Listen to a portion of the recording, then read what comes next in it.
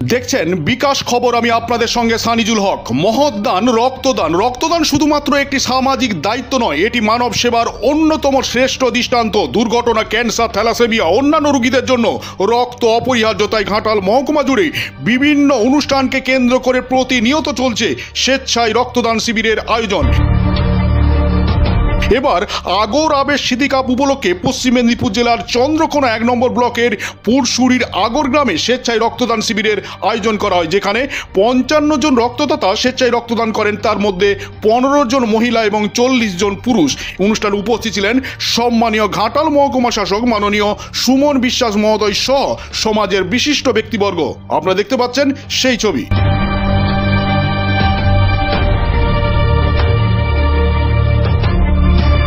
এ বিষয়ে সম্মানীয় ঘাটাল মহকুমা শাসক মাননীয় সুমন বিশ্বাস মহোদয় কি বললেন আমরা শুনে নেব। হসপিটাল আছে, পাশাপাশি অনেকগুলি নার্সিং হোম আছে, যেখানে ডায়ালিসিস পেশেন্ট থেকে শুরু করে অ্যানিমিয়ার পেশেন্ট অনেক ভর্তি হয়, যাদের প্রচুর রক্ত দিতে হয়। তো গড়ে প্রতিদিন 30 থেকে 40 ইউনিট রক্ত ঘাটাল মহকুমার জন্য লাগে। তো যদি আমরা এপ্রিল, মে, জুনে 3টি মাস প্রতিদিন একটি করে শিবির না করতে পারি, তাহলে কিন্তু ঘাটাল ব্লাড ব্যাংকে যে রক্তের চাহিদা সেটা আমরা মেটাতে পারবো না।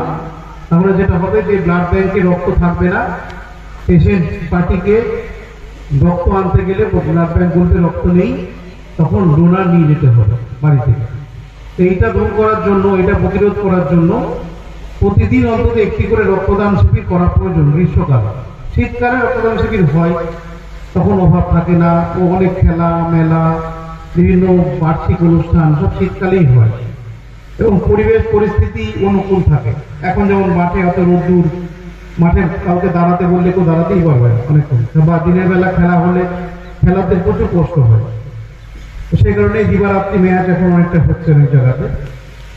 কিন্তু এই সময় রক্ত দিতে বললেও মানুষ ভয় পাবে পরিবেশ পরিস্থিতির কারণে। তো সেই জন্যই রক্তদান শিবির এই মুহূর্তে কম হয়, বা রক্তদাতার সংখ্যাও কম হয় শিবিরে। আমি অনুরোধ করবো এই ক্লাবের উদ্যোগে যে শিবিরটি আয়োজন করা হয়েছে, অন্তত পক্ষে 50 জন যেন রক্তদাতা হয়, সেটা আপনারা চেষ্টা করুন। ভয় পাওয়ার কোনো দরকার নেই, সারা বছর রক্ত দেওয়া যায়। পরিবেশ পরিস্থিতি সুস্থ যতই হোক না কেন, রক্তদান করলে কোনো ক্ষতি হয় না। আধ ঘন্টার মধ্যে একটু জল খেয়ে নিলে, রক্তদানের আগে জল খেয়ে নিলে 8 ঘন্টার মধ্যে শরীর সুস্থ হয়ে কাজ করার মতো উপযোগী হয়ে যায়। তো সেই কারণে আমি অনুরোধ করবো সবাইকে এগিয়ে আসার জন্য রক্তদানে। এবং ছেলে মেয়েরা আছে এখানে, অনেকে ক্লাবের সদস্য, আশেপাশে যে সমস্ত প্রতিবেশীরা আছেন তারা সবাই এগিয়ে আসুন, রক্তদান করুন। যে মহান উদ্দেশ্য নিয়ে আপনারা শিবিরটি করেছেন, আমি ধন্যবাদ জানাচ্ছি। এই গ্রীষ্মকালে রক্তদান শিবির এমনিতেই কম হয়, আপনারা খুবই একটি ভালো সময়ে এই শিবিরটি করেছেন, ভালো সময় নির্বাচন করেছেন শিবিরের জন্য। এবং এই শিবিরে যেন উল্লেখযোগ্য সংখ্যায় রক্ত সংগ্রহ করা যায়, সেদিকে আপনারা নজর দেবেন এই বার্তা রেখে।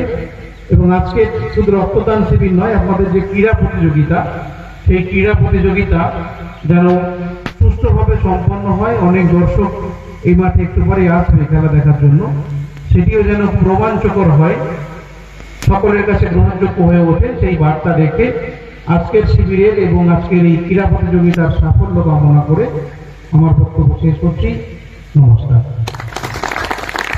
অসংখ্য ধন্যবাদ মাননীয়